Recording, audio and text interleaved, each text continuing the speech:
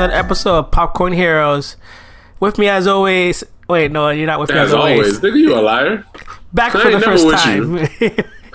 Back for the first time, Mike. Hey. And this is gonna be. It's been a while. I've been talking about this episode, and it hasn't come out yet. But yeah, we're gonna finally do the Control spoiler talk. Build, yeah. Yeah, filled spoiler talk. If you guys haven't heard the spoiler free one, it just dropped a couple days ago, so you guys can give that one a listen. All right, so Mike, let's do a rating. What would you give the game? 1 out of 5. 1 out of 5? I'd give it a 4. Okay. Yeah, it was a really good game. It won IGN's Game of the Year. How do you feel about that? It won Game of the Year? For IGN, not for like Game Awards. For last year? What else came out last year? Nah, I couldn't have been Game of the Year. Sekiro, Shadows Die Twice won for. I didn't play that one. One for the Game Awards. That Goose Game that everyone talked about came out. Death Stranding came out. I can see why I got Game of the Year. Last year was a trash year for games. Yeah. So it did win Game of the Year. I mean, yeah, playing it, definitely. I agree with your rating of 4. I give it a 4, and definitely, I think I can see why I won Game of the Year for sure. Definitely for sure. All right, so we're not gonna do a spoiler-free part since that is already came out. So we're gonna jump into spoilers immediately. All right, so Mike, what do you think of overall the game, like the story, the combat? How do you feel? Overall, I did give it a 4, so I thought it was a pretty good game. The combat is, as far as like a third-person game, is probably some of the best combat I've played in the game in a while. It just, you feel like a lot of freedom to pretty much just do anything you want during a given situation, as long as you're sufficiently, I guess, powered up. Story-wise, it was a pretty interesting story that kept me hooked for most of the game. Locations. Yeah, what do you think about the guns? Like, the guns are like tied to you, and like you could obviously change like how the gun shoots. So you can make it a shotgun, you can make it like a sniper, and somewhat of like a semi-automatic pistol. Was there a gun that you realized, okay, I'm not gonna use this gun that often, or like this is kind of trash? The automatic version of the service weapon is the one I use the least. The splatter, right? Splatter? I don't know if that was the name. I think you might have just made that up. Or the splinter. No, I didn't make it up. We never make stuff up here in Popcorn Heroes. That's one of your favorite things. But that was probably the only one I didn't use, but I might be wrong because I was talking to my brother. I got him to get PS Now and play Control. So he's playing it now. He says that's one of the weapons that he uses the most. Well, at least that version of the service weapon. Yeah, no, that I like the shot. I was mostly like the regular standard pistol, and then the shotgun attachment. Basically, that's what I used at first. Until you get the one that I guess is which one was it? The Pierce, which is like a one-hit kill for the regular ones, and then when you upgrade it, it's pretty much a one-hit kill for most people you fight. And then when I realized you could just upgrade the freaking telekinesis, I didn't really need anything else. Okay, yeah. Did you ever have a hard time with like, because there was a moment in the game like towards the end when you had to like pretty much save like, what's the name of like the person inside your head, like Polaris. When you have to go save Polaris, and she's like attached to the dome and shit, and you have to like go up like the chain of like different enemies. No, by that point I was a god in the game. Oh shit, really? So you had no problems?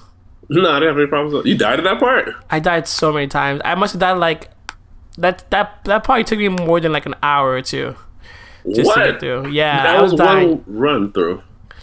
Because like there was nowhere to hide in some spots. Like, when you're a god, you don't need to hide. I was flying around and throwing shit everywhere. Nah, man. And then actually by that time I'd stopped using I'm lying. I'd stopped using the pierce towards the end of the game and started using the one that, you know how they have those enemies that throw those like I don't know if they're rockets or whatever they throw at you.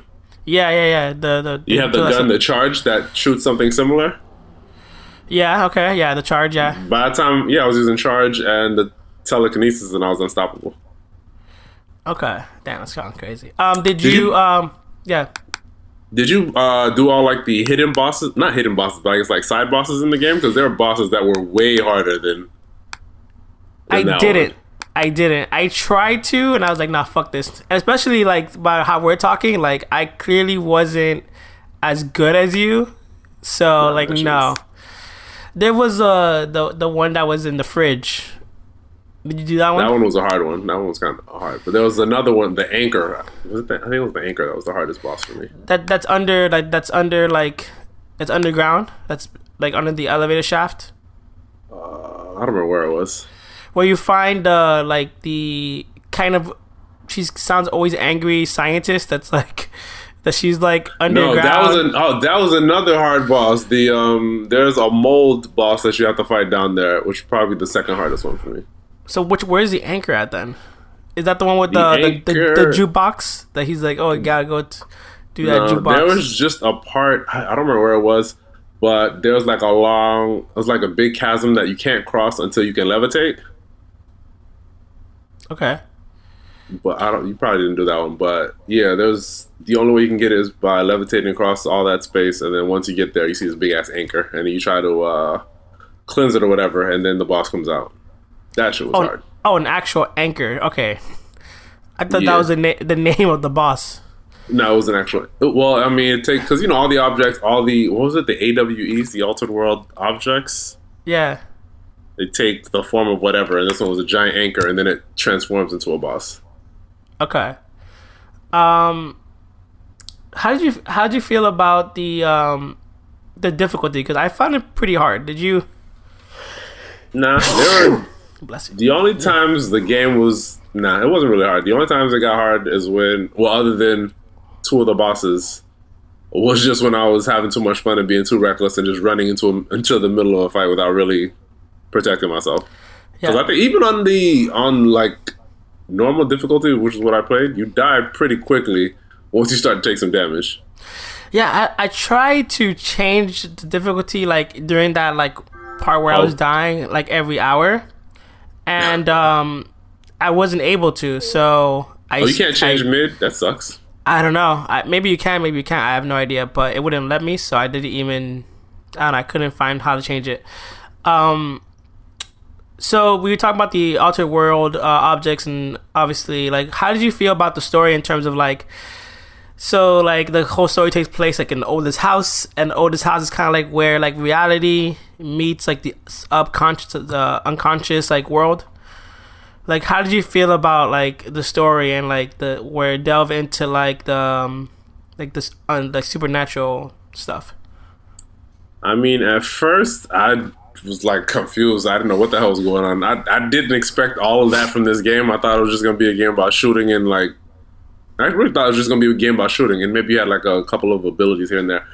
But then once it starts to delve into like the building being the oldest house, and I guess people's perceptions affect things, or the subconscious of like just everyone affects everything, it started to become more interesting. And that's when I was trying to, at first, because you pick up all the side notes, and there are all these like audio logs, all this other bullshit that you can like pick up. And at first I was trying to ignore all of it, but then as you get more into the game and people are throwing all these terms out at you, and there's just like so much. I don't even know how they developed all this for one single game, unless they plan on making it, I guess, a property. But I thought overall it was pretty interesting. It was, I don't know. I don't know how to describe it. It was different than anything I've seen before. Yeah, it's so weird because the game has so much symbolism. Like, the board is like this. I guess they exist in the astral plane, and they select the director, and they communicate through like that big upside down triangle. I don't think it's the board that selects the director though, because I think you inherently have to have the ability to become you. You have to have a certain amount of ability or whatever to become director. Because she was one of the people eligible to become director. Her brother, and I think those are the only two people they mentioned as candidates to be director. I don't think she was selected by the board. She just showed up. And they were like, "Hey, you're the director now." Well, I think she was the director because she does have a tie to like the astral plane. So I think that's why they made her the director. And but it's weird. But her tie isn't through the board. Her tie was through Polaris. Yeah. So I'm reading here that so basically like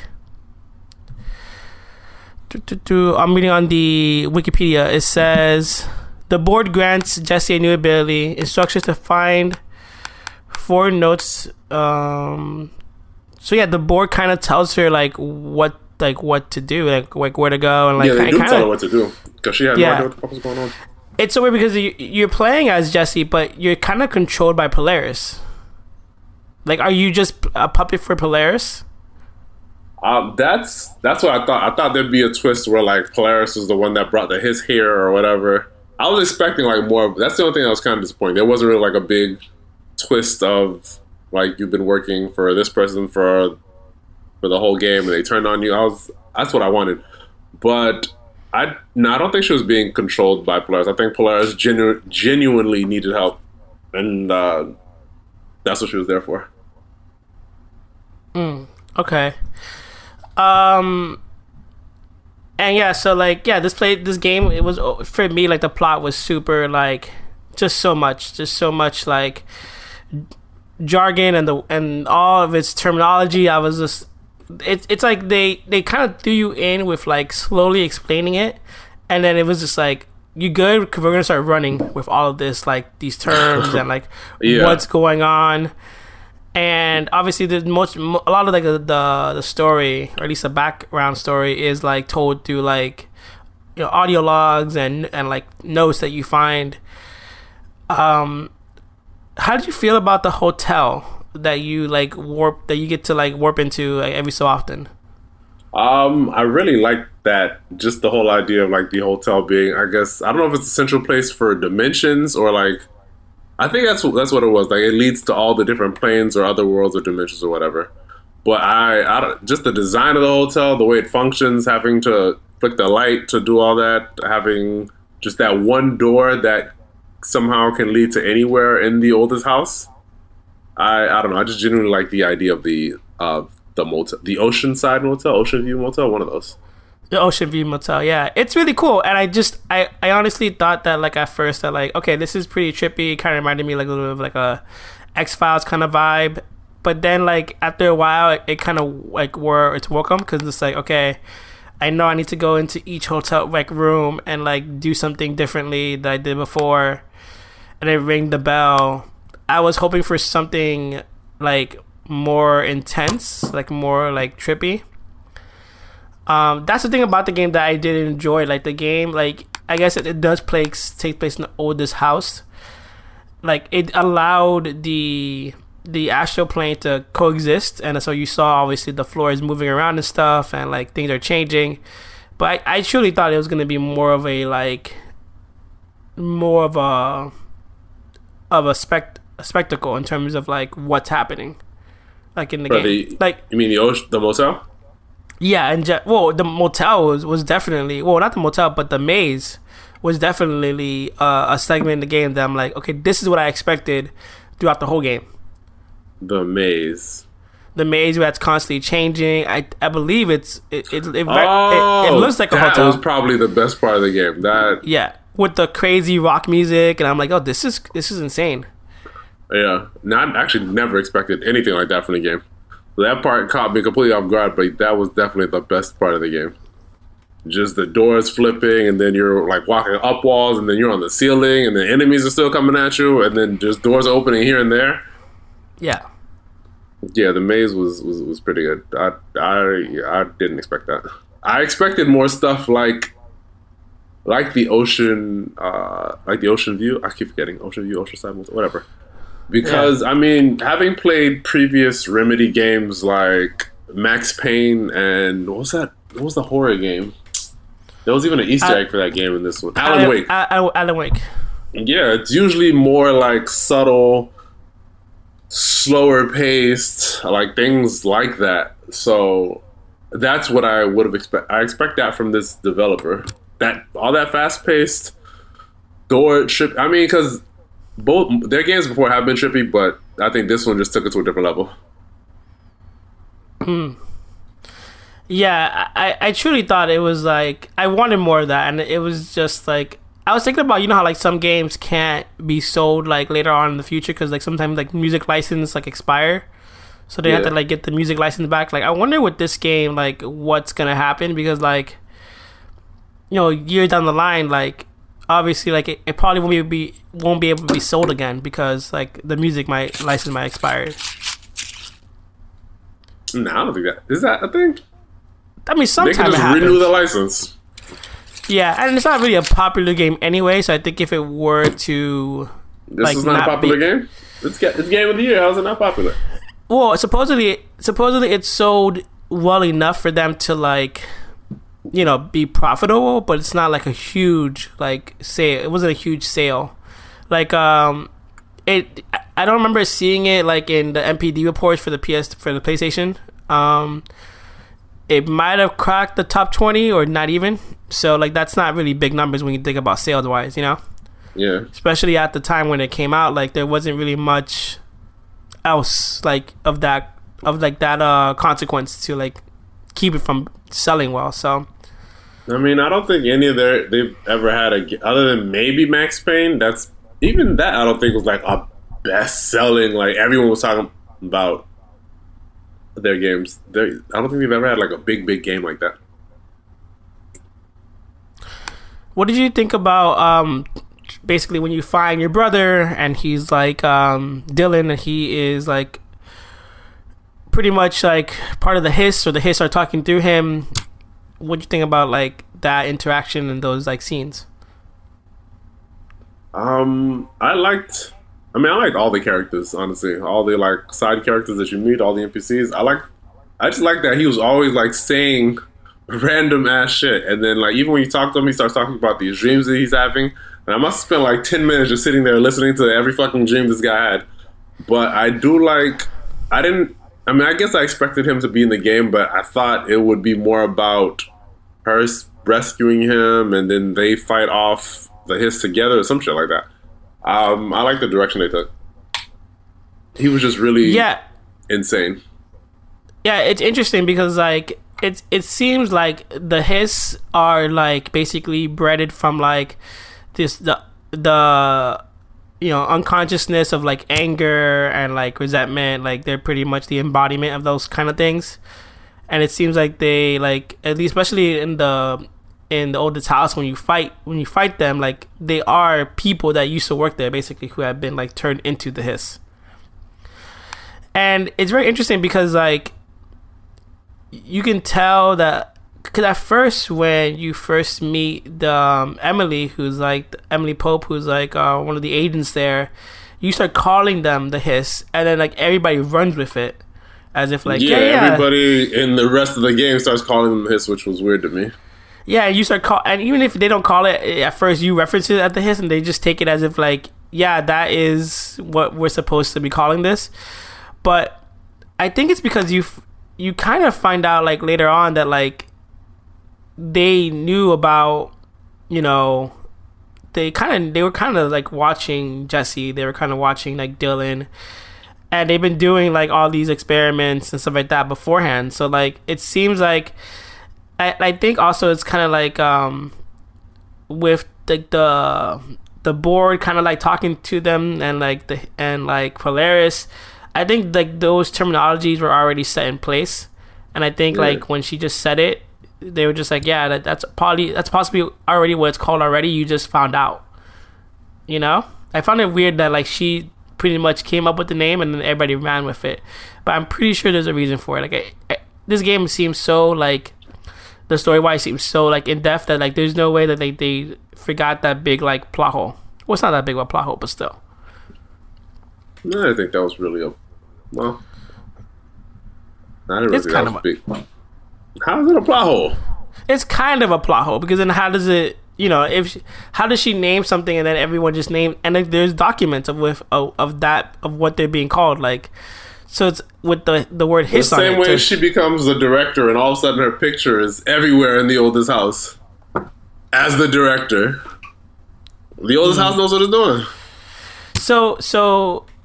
So I guess what happened, is like the director made it like an alliance with the Hiss, and then he called them like forward. I don't think he made an alliance. I think they took over him first. Yeah, it seemed like he was like being like controlled. At the end where like he's like talking and you are around him, and he's about to like shoot himself. There's like a whole like dialogue where he explains like what happens. Like if you don't interact with him, he actually just tells you exactly like what's going on and stuff. Yeah, that part was kind of weird. That's where I thought he was going. That's where I thought you were going to find out that Polaris was really behind it the entire time, but that didn't happen. I always sit around to listen to people talk whatever bullshit they have to say. He was talking for a long ass fucking time though. Yeah. You said but you he does tell you the... like the whole story of how he was, I guess, taken over by the Hiss. Yeah, and like he pretty much has like no choice, and like he just pretty much like lets them like come through because like that's he kind of just submits to them. Yeah, they get him to think that they're the good guys and Polaris is the bad guy, so he opens, I guess, the way for them to come through. Yeah. And would you? So you did play it on PS Now, so did I. Did you stream it at all? Like, did you? I streamed it at first, and I probably would have kept streaming it, but sometimes, like when it would slow down while streaming, that shit became like unplayable. Especially, I don't know if it was just me, but whenever I would pause the game, like the frame rate crashed.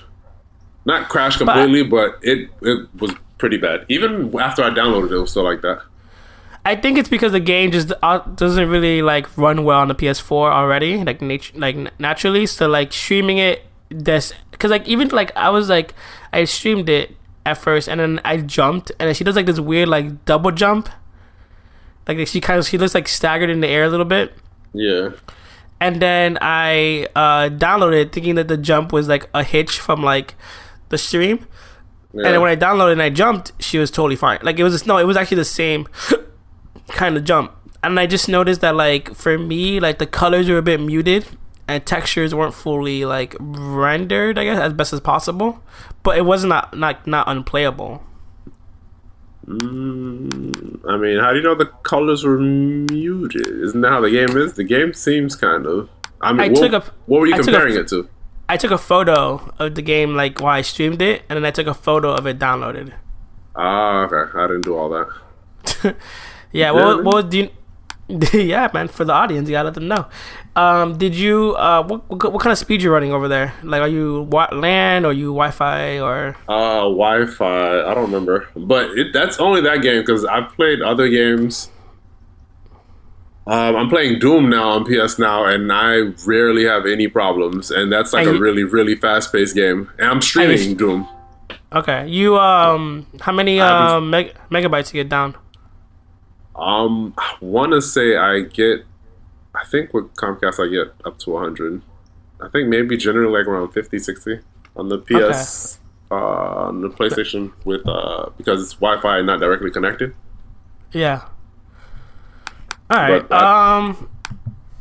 Yeah, I think I got like 100 and something, like close to 100, but I'm wired though, so we're pretty much about the same. If anything, like it's probably just the game, honestly, because the game did seem that. Yeah.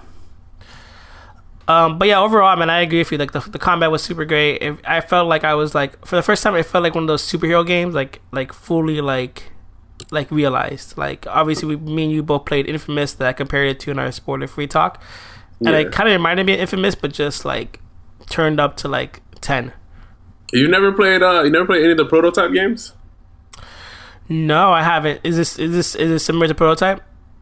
Yeah, Prototype is one of those games where you felt like you had unlimited power. It was nowhere near as polished as Infamous, so I think Infamous was more popular. But as far as gameplay, I want to say Prototype was let you feel more like you weren't really a hero, you're more an anti-hero, but it let you feel more powerful. Okay. But this was definitely a step up from Infamous. Especially once you get to be able to levitate and you're just throwing shit, and you have the shield that you can throw back at people and you can control people's minds. There was just a lot going on in the game at once.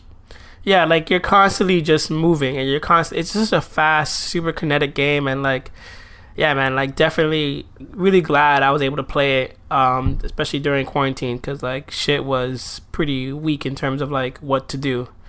So it's definitely a game that's still available. I think it's available until like July, I think, or June on PS Now. I might actually get the DLC for it. I want to see if they have any like new abilities. If they got new abilities, I might get the DLC. Would it be? I mean, think about it. Dude. You buy the DLC, but then what? Like, you lose the game once you lose PS Now. So I'm never after I beat the DLC. I'm not gonna play the game again. Okay.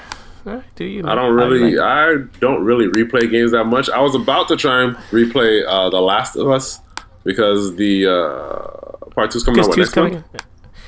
Yeah, man, next month part 2's coming out. Yeah, but then I started playing the game. I'm like, nah, fuck this. I already beat this game once. I'm not doing that shit again. Yeah, and it's kind of slow, and it's like one of those. Yeah, that's for sure. Yeah. All right. So that pretty much wraps it up. Any thoughts on Control? Any like last words?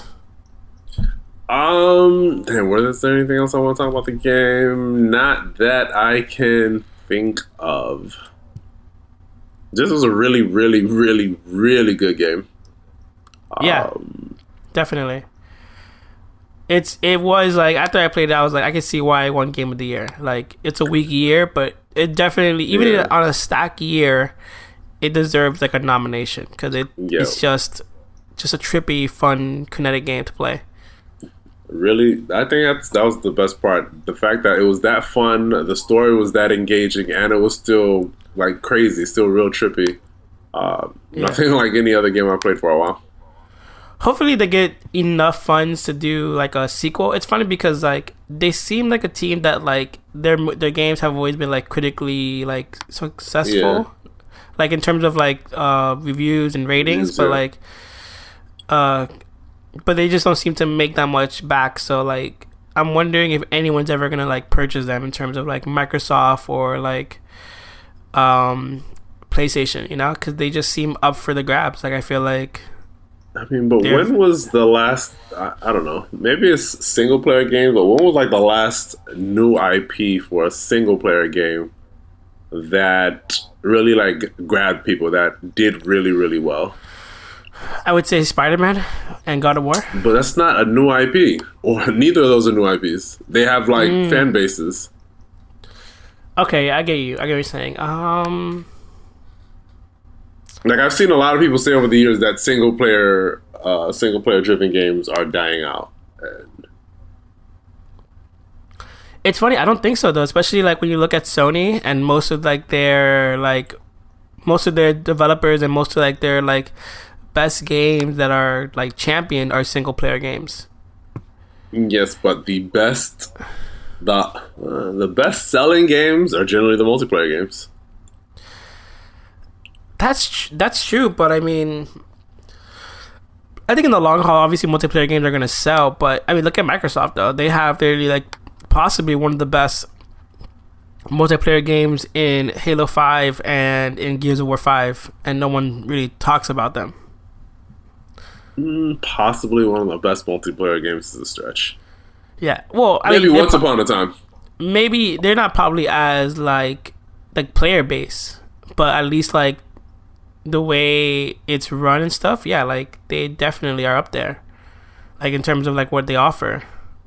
People always talk about the heyday of Halo and Halo 2.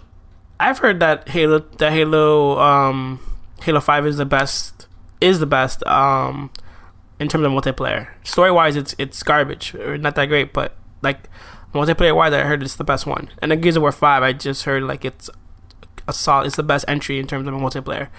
But I mean, I don't know. I feel like single player games are not going anywhere.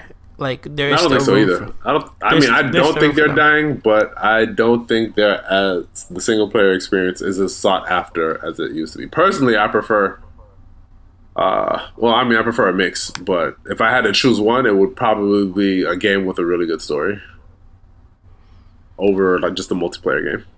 Yeah, I agree. I think I definitely agree.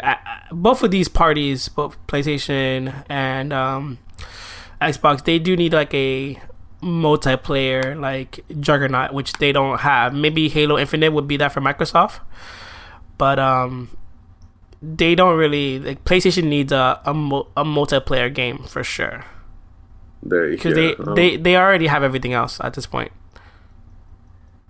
Yeah, I don't think they've ever, at least not for first party games, have had like a multiplayer game that everyone could just gravitate towards. Yeah.